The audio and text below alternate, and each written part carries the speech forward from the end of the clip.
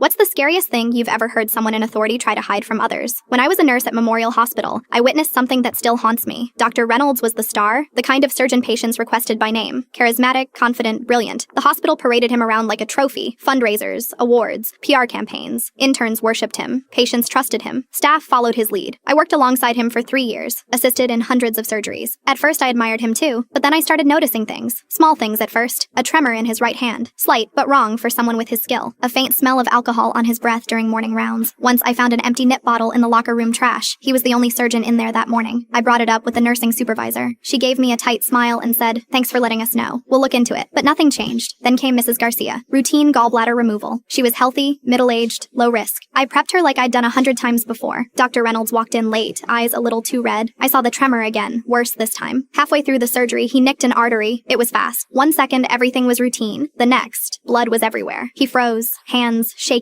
Instruments slipped. We scrambled, tried to control the bleeding, but he couldn't focus, couldn't lead. Mrs. Garcia bled out on the table. It was quiet in the OR when they called it. I stared at her body, stunned. Everyone knew something had gone horribly wrong, and everyone knew why. That evening, I was called into the chief of surgery's office. He was calm, composed. "The official report will state complications from pre-existing conditions," he said. "The family doesn't need details that would only cause pain." I couldn't believe what I was hearing. "But he was drunk," I whispered. "This is the 3rd time this month." The chief's expression didn't change. He slid a document across the desk. "Everyone on the surgical team will sign this, for the good of the hospital." I looked down. It was a formal incident report, carefully worded to avoid blame. No mention of impairment, just unexpected surgical complications. That night, I didn't sleep. I kept replaying the surgery, the moment we all realized he wasn't in control. I remembered the 2 other patients who'd coded during his procedures in the past month. Both had died. Both were chalked up to complications. I went back to the hospital the next morning and walked straight past my station, straight to HR, then to legal, then to the state medical board. I had notes, times, dates, behavior patterns. I'd documented everything. I hadn't planned it, not really, but something in me had started keeping records the moment I realized no one else would. The investigation took 6 weeks. Quiet, methodical, and fast once the board realized how much had been swept under the rug. Dr. Reynolds' license was suspended. The hospital administration was overhauled, and 7 families, 7, were notified that their loved ones hadn't died from medical complications, but from preventable surgical errors caused by an impaired physician. They had been lied to, reassured, sent home with vague condolences, all while the hospital protected its reputation. I transferred hospitals not long after.